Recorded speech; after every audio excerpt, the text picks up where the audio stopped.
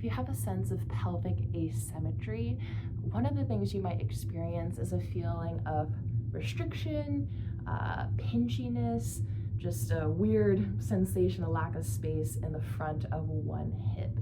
Now, this is generally because the pelvis is a little bit shifted forward on that side that is pinchy, what we call anterior tilt.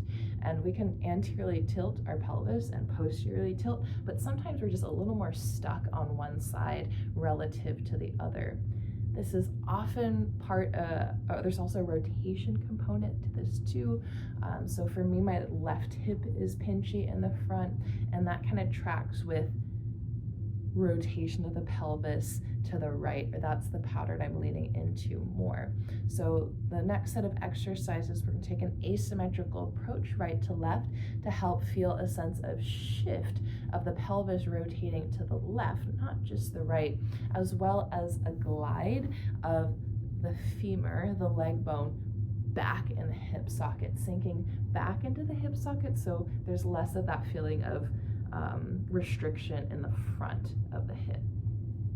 Since my left hip is the one that's pinchy, I'm going to have the left leg be on top. So you can choose whichever side that's true for you. If it's not true, pick a side, and you can do this evenly on both sides and just see what your experience is. Take your knees about hip height, so they're kind of a 90-degree angle. It's going to be the easiest place to feel this. And then you'll float the leg up again, also kind of hip height. Notice if there's rotation in the hip. We'll try to keep this neutral for the sake of awareness. Now, again, I'm thinking of deepening the leg bone back into the hip socket. So if my arm was the leg, it would be going this way, back in the hip socket, and then neutral, back and neutral. So it's very subtle, but it looks like this. I'm thinking of my leg bone tracking back, and I'm feeling a bit of stretch and opening through the back of the hip, a widening of the sits bones, and then I shift back forward. So again, I'm just pulling straight back behind me and forward. So I'm not going forward for this one. I'm just going to think of deepening the hip back and then coming back through center. Right?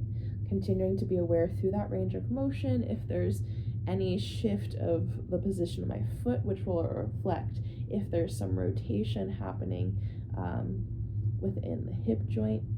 And then I also want to be aware, as I'm thinking of pulling the hip back, it's such a subtle motion that I might want to make it bigger by really moving my spine around, but it's a really subtle feeling of just pulling that leg back.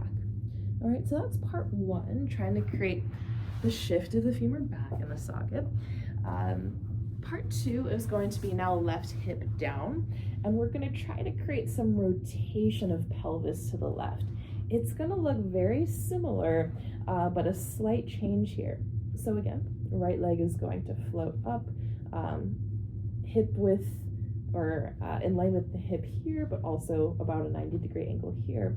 But this time, I'm going to shift my leg forward in space.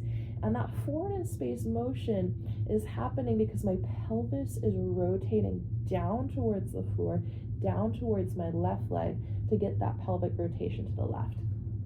Right, so this is going to look like my knee gliding forward in space. I'm feeling some stretch into the bottom left hip, and then I bring it back.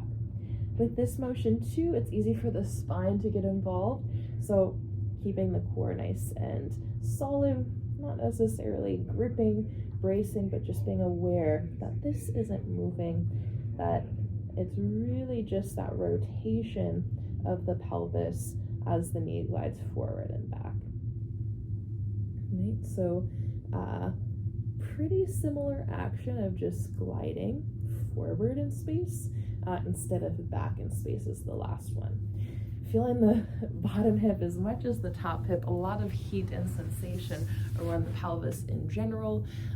Again, you can do this asymmetrically, just on one side, especially if there's a really present sensation of asymmetry in your body, or you can do this on both sides the backward shift of the pelvis or of the thigh, and the front shift of the thigh, and just kind of use that symmetry in practice to check in with where there may be natural asymmetry and maybe which side you want to lean into a little bit more.